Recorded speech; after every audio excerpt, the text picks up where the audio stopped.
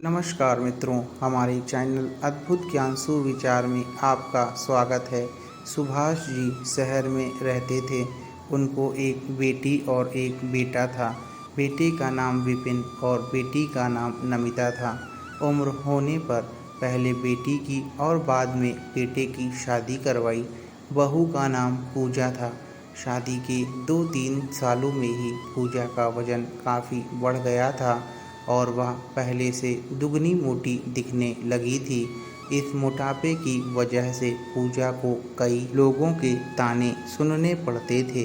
पड़ोसी भी उसे मोटी भैंस कहने में हिचकिचाते नहीं थे। कितनी मोटी हो गई है, कैसे दिन पर दिन फैलती जा रही है, देखो ज़रा भी शर्म नहीं आती। पति बेचारा सूखा जा रहा है, यह देखो खा खा कर कैसे मोटी हो रही है। कुछ इस तरह की बातें अक्सर पूजा के कानों पर पड़ जाती थीं। स्वभाव से हंसमुख पूजा इन बातों को इग्नोर भी कर देती, लेकिन उसे ज़्यादा दुख तब होता था जब उसकी खुद की सास और नंद उसके मोटापे के लिए उसे दोषी ठहराते और भला बुरा कहते। विपिन शरीर से काफ़ी दुबला पतला था। शादी के बाद भी उसके शरीर में रत्ती भर का भी फर्क नहीं आया था। हालांकि पूजा मोटी होती जा रही थी, उसमें उसका कोई भी दोष नहीं था, बल्कि पूजा तो विपिन से भी कम खाना खाती और दिन भर घर के सारे काम करती रहती थी। अपने मोटापे की वजह से चाहे किसी काम में कितनी भी दिक्कत हो, पूजा उस काम को कभी अधूरा नहीं छोड़ती थी। उसने घरेलू नुस्खे और कई तरह के उपाय करके अपना मोटापा कम करने की कोशिश की थी, लेकिन शायद उसके शरीर के हार्मोन्स ही थे जो उसे मोटा बनाए रखे थे। विपिन को उसके मोटापे से कोई दिक्कत नहीं, वह तो बेचारा अपने बिजनेस को संभालने में व्यस्त रहता था। उसकी माँ और बहन हमेशा इस वजह से पूजा को कुछ न कुछ सुनाते रहते थे और पूजा काफ़ी रोया करती थी। पूजा जब भी मौका मिलता अपने पति से इस बारे में बात करती थी और कहती थी कि अपनी माँ और बहन को समझाओ, मैं मोटी हूँ, उसमें मेरा क्या दोष है। पूरी दुनिया मुझे कुछ भी कहे, मुझे फ़र्क नहीं पड़ता, लेकिन जब मेरे अपने की मुझे भला बुरा कहते हैं तो मुझे काफ़ी दुख होता है। ऐसे ही दिन बीते चले गए।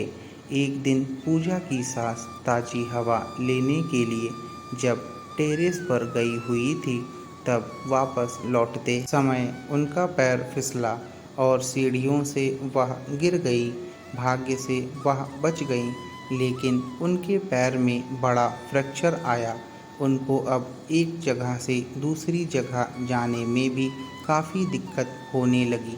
बिना किसी के सहारे के वह ऐसा कर ही नहीं पा रही थीं। जिस मोटी बहू को वह रोज़ाना ताने मारती थीं, आज वही बहू उनका हर काम कर रही थी और उन्हें एक जगह से दूसरी जगह ले जा रही थी। उनका खुद का वजन भी 75 किलो था, जो उनके बेटे विपिन के लिए भी उठा पाना संभव नहीं था। हमको विचार आया कि बहू शरीर से भरी पूरी नहीं होती तो आज उनका क्या होता।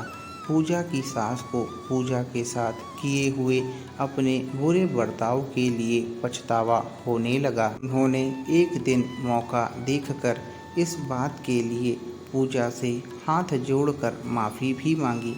पूजा ने कहा, अरे माँ, आप माफ़ी क्यों मांग रही हैं?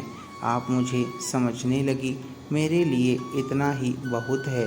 उस दिन के बाद पूजा के साथ में कभी भी उसे उसकी मोटापे की वजह से एक भी शब्द नहीं बोला, बल्कि तो उन लोगों से लड़ जाती थी जो पूजा को मोटी कहकर उसकी बुराई करते थे। पूजा की ननंद भी इस घटना के बाद उसे इस विषय पर कुछ भी नहीं कह सकी। खुशमिजाजी पूजा अब पहले की तरह ही सब कुछ भुलाकर खुश रहने लगी। दोस्तों, हमारे समाज में हमारे आसपास आपको ऐसे कई लोग मिल जाएंगे जो दूसरों को उनके शरीर की बनावट के हिसाब से गलत नाम देते हैं या उन्हें नीचा समझते हैं। किसी की हाइट कम है तो नाटा, किसी का रंग काला है तो कालिया, कोई हेल्दी है तो मोटा, किसी के बाल कम हैं तो टकला।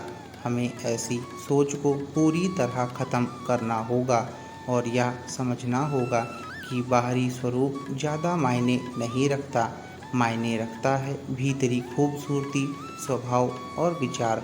दोस्तों, आपको कैसी लगी ये कहानी हमें कमेंट में ज़रूर बताइएगा।